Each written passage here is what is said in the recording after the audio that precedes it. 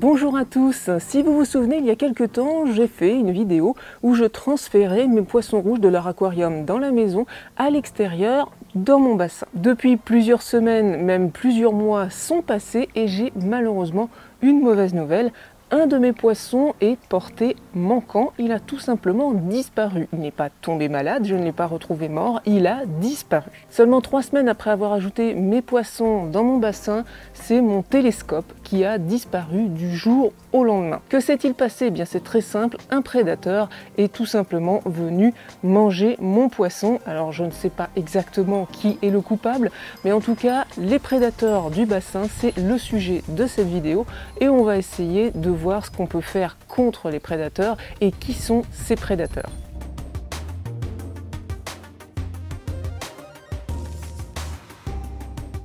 Contrairement à un aquarium, un bassin est à l'extérieur et il y a beaucoup d'éléments qu'on ne peut pas contrôler. La météo et bien entendu les animaux sauvages comme les oiseaux ou même les chats. La plupart du temps, les prédateurs du bassin vont venir manger vos poissons et vous ne les retrouverez tout simplement pas. Mais il peut aussi arriver que le prédateur loupe son coup et blesse simplement un poisson, ce qui peut être préjudiciable aussi pour ce poisson puisque une plaie peut rapidement s'infecter si on ne s'en rend pas compte ou qu'on ne désinfecte pas le poisson. Il y a aussi quelques prédateurs comme les chats qui aiment s'amuser avec les poissons tout simplement et vous pouvez retrouver un poisson à l'extérieur du bassin, près du bord, qui va être mort parce qu'un chat aura fait joujou avec lui toute la nuit ou tout simplement un oiseau aura lâché sa prise en partant et pareil, le poisson va mourir au bord du bassin. Donc on peut des fois trouver le cadavre d'un poisson soit dans le bassin, soit à l'extérieur, mais le plus souvent on ne retrouve tout simplement aucune trace d'un poisson qui a été attaqué et qui a donc fini en petit déjeuner pour un prédateur. La période de l'année où il y a le plus de risques de prédation, c'est le printemps, parce que les oiseaux migrateurs font les allers-retours et aussi parce que dans votre bassin, les plantes n'ont pas encore vraiment poussé et les poissons sont bien visibles, l'eau n'a pas encore trop verdi et vous avez aussi peut-être des reproductions de petits poissons, des alevins, qui vont attirer une fois de plus les prédateurs. Alors le prédateur numéro 1 des bassins, c'est le héron. On en retrouve un peu partout en France et c'est un très bon pêcheur. En général, les hérons sont des chasseurs solitaires et ils n'aiment pas trop partager leur point d'eau. Donc si vous avez un héron qui vient s'approcher de votre bassin, vous pouvez être presque sûr que c'est toujours le même volatile. Les hérons sont très gourmands et peuvent manger plusieurs dizaines de poissons en une seule nuit et vous vider un petit bassin très rapidement. Je précise à toute fin utile que les hérons sont des animaux protégés, il ne faut donc pas les chasser ou essayer de les attraper. Alors on accuse très souvent le héron, mais il y a d'autres oiseaux qui peuvent attaquer les poissons dans le bassin, notamment les pies, les merles et les corbeaux qui sont omnivores et qui aiment les poissons. Par contre, pas d'inquiétude avec tous les oiseaux qui sont granivores, comme les mésanges par exemple, vous pouvez les laisser venir s'abreuver près de votre bassin sans aucun problème, sans aucun danger pour les poissons. Mais il n'y a pas que les oiseaux qui peuvent attaquer les poissons dans le bassin, il y a aussi par exemple les serpents qui sont de très bons nageurs et qui peuvent facilement gober 1 ou 2 poissons de taille moyenne, entre 5 et 10 cm, si ils ont vraiment très faim. Vous avez également les larves de libellules qui se trouvent dans presque tous les bassins avec quelques plantes, qui vont elles principalement attaquer tous les petits poissons comme par exemple des guppies ou les alevins de poissons rouges. Et enfin le principal suspect numéro 2, ce sont les chats. Ils sont souvent près des bassins, les poissons ça les amuse, ils aiment jouer avec, certains aiment les pêcher pour les manger, certains préfèrent les sortir de l'eau, jouer avec et les laisser mourir sur le bord du bassin. Les chats, on peut en trouver quasiment partout. Même si vous n'avez pas de chat vous-même, il y a fort à parier qu'un de vos voisins a au moins un chat ou 2. Si vous habitez en ville, vous pouvez être sûr qu'il y a au moins une dizaine de chats qui visitent votre jardin. Sachez qu'un chat a quand même un territoire qui compte près de 300 mètres carrés, donc quel que soit l'endroit où vous habitez, il y a forcément au moins un chat qui visite votre jardin de temps en temps.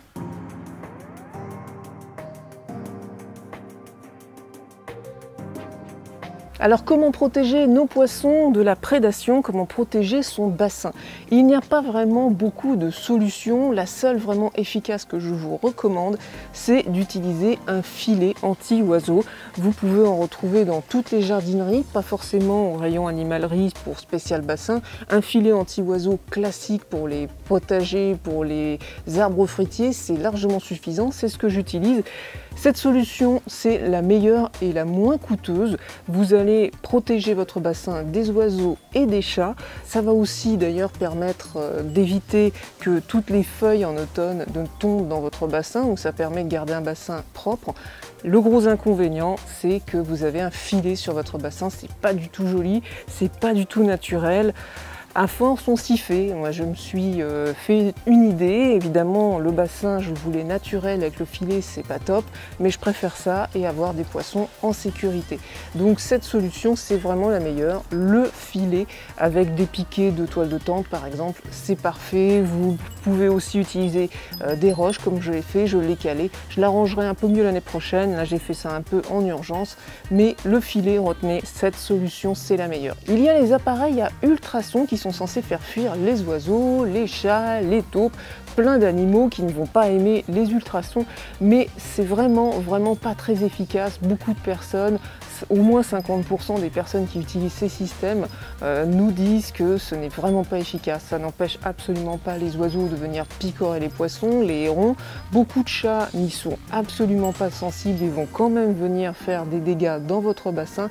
Donc je pense que entre 20 et 50 € l'appareil à ultrasons, ce n'est pas un investissement très intéressant pour une efficacité qui ne sera vraiment pas toujours au rendez-vous. Et enfin, il y a aussi ce que j'appelle un œil de rapace.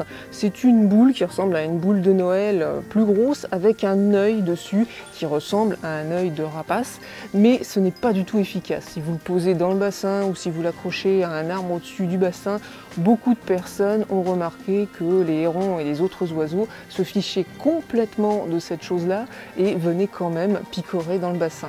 Évidemment, l'œil de faucon n'est absolument pas efficace contre les chats. Les chats se fichent complètement de cette boule et vous avez le même effet en fait qu'avec un épouvantail. Vous pouvez le voir dans les champs, les oiseaux se posent sur les épouvantails. Donc l'œil de faucon, pour moi, c'est vraiment un accessoire qui ne fonctionne pas. Donc vous le voyez, il existe en fait très peu de solutions pour protéger son bassin contre les prédateurs. La numéro 1, le filet anti-oiseau qui va vous servir aussi d'anti-chat et qui va en plus éviter que beaucoup de feuilles et autres tombent dans votre bassin.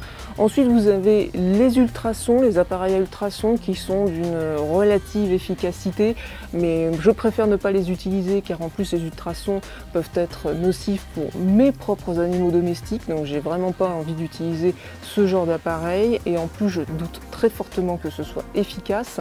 Et enfin, l'œil de faucon qui est un anti-oiseau qui ne fonctionne quasiment jamais, donc un accessoire pour moi complètement inutile. Si vous le voulez, vous pouvez aussi essayer la traditionnelle technique du papier d'alu. Donc vous coupez des petites bandes de papier d'alu et vous les accrochez un peu partout aux arbres autour du bassin. C'est censé faire peur aux oiseaux. Mon expérience personnelle au niveau jardinage de ce petit système papier d'alu m'a prouvé que c'était relativement peu efficace et il y a plus de 50% des oiseaux qui se fichent royalement du papier d'alu, que ce soit le bruit ou que ce soit l'éclairage que ça fait en tournant. C'est pas forcément très efficace. Alors au printemps, quand mon télescope a disparu, je n'avais pas encore acheté de nouvelles plantes, je n'avais pas planté aussi bien le bassin et le nénuphar n'était pas aussi développé, donc il y avait un peu moins de protection. Sachez que plus vous avez de plantes, évidemment, plus les poissons peuvent se réfugier en dessous et plus vous avez de plantes, moins les prédateurs en haut peuvent voir vos poissons qui sont cachés sous la végétation. Il est évident aussi que les poissons rouges avec leurs couleurs très attrayantes, rouge, orange, blanc, sont très visibles des prédateurs et vont facilement les attirer. Alors quand j'ai découvert qu'il me manquait mon poisson télescope, j'ai foncé acheter un filet de protection anti-oiseaux. À la base, j'en avais mis vraiment partout, j'avais tout protégé. Et puis je me suis rendu compte que le coupable était très certainement une ou deux pies, car j'en avais beaucoup autour du bassin, vers le printemps. Là actuellement il n'y en a plus énormément, je n'en vois vraiment plus beaucoup. C'est normal, le printemps c'est la période où tous les oiseaux font leur nid, donc ils ont besoin de manger beaucoup et ils vont s'attaquer à un peu tout ce qu'ils peuvent. Donc moi j'ai choisi ensuite de retirer le filet de la surface complète du bassin pour ne laisser qu'une bande centrale, ce qui suffit apparemment à protéger les poissons. Ça leur fait un repli stratégique en plein milieu du bassin et ils sont assez tranquilles. Depuis que j'ai mis cette solution en place, en tout cas, il n'y a plus eu aucun problème, plus d'attaque du tout. Si vous tenez particulièrement à vos poissons, mettez un filet en prévention. Moi je pensais être tranquille au niveau des prédateurs et vous voyez, j'ai eu tort. Je n'ai jamais vu de héron chez moi, mais en tout cas une pie ou peut-être un chat a réussi à attaquer mon télescope, tout en sachant que le lendemain, avant que j'ai eu le temps de mettre le filet, mon oranda avait été lui aussi attaqué et il lui manquait un morceau de queue. Je pense qu'un oiseau l'a gobé et n'a pas réussi à bien le tenir vu son poids. Le poisson s'est débattu, la queue s'est déchirée, mais en tout cas, il y avait vraiment une attaque, il y avait vraiment un prédateur qui s'en prenait à mon bassin.